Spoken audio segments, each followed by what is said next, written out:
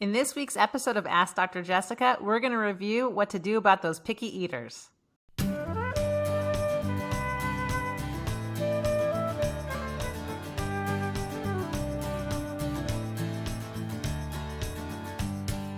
Not a day goes by at work where I don't talk to a parent who is concerned that their child is too picky of an eater.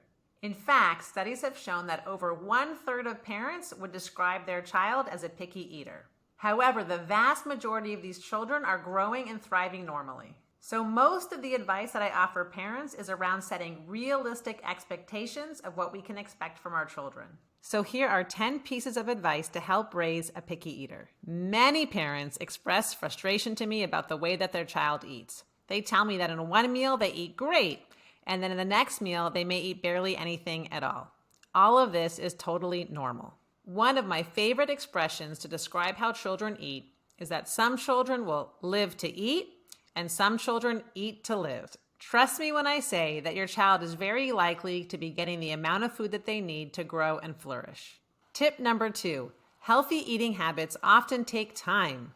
Many kids are reluctant to try new foods. So if they don't want to try broccoli or chicken, I think this is perfectly okay. Give it some time and it's likely they'll come around. As I often say, our job as parents is to make sure and offer quality, nutrient-rich foods, and the job of our children is to determine the quantity.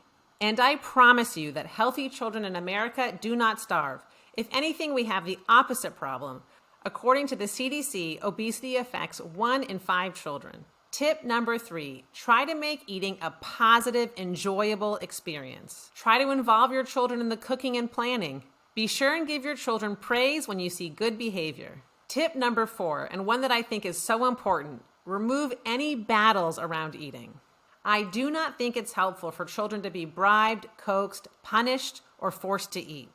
This can result in consequences even when they're older. Myself, for example, I was forced to eat beef stew.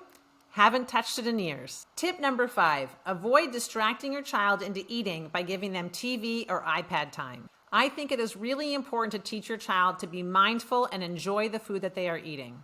This will teach your child to eat when they are actually hungry and stop when they are full. Tip number 6, help your child work up an appetite for meal times. For example, I would avoid drinking liquid calories in between meals like milk and juice. I also think it's important to have your child run around and play outside during the day. One of my favorite tricks to get my kids to eat well is to cut up fruits and vegetables, bring it to the park, and by the time they're done playing, I'm always surprised at how much vegetables and fruit they'll actually eat. Give it a try. Tip number 7, attempt for family meals, but as I've said before, with realistic expectations. Family meals can be really difficult. A lot of times kids don't like to sit still. They're overstimulated or they're tired. In my home, for example, my realistic expectation is that our 3 kids at least sit down and try the food on the table. And on the off chance that there's actually a meal with no fighting, no food thrown on the ground, and I hear a please or thank you, I feel so victorious, I'm ready to throw a party. But my overall goal is to make mealtime with my family a positive experience, create good memories, and I hope for improvement over time.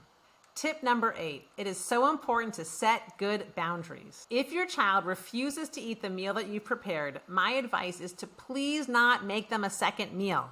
If you keep to these boundaries, and I really hope you do, this will teach your child that the meal you prepared is the meal that they are expected to eat. Tip number 9, be a good role model. Children love to copy others. If your child watches you eat a well-balanced meal, there's a really good chance that over time they will imitate you. If your child watches you frequent fast food restaurants, there's also a good chance that they will imitate you. So I can't stress enough how important it is to be a good role model. And lastly, tip number 10, if you are truly concerned, make sure and talk to your pediatrician. A good physical exam will help your pediatrician determine if your child is growing and gaining weight appropriately. And for the big picture, it is so important that we start in childhood with good habits. Your children will thank you when they're adults.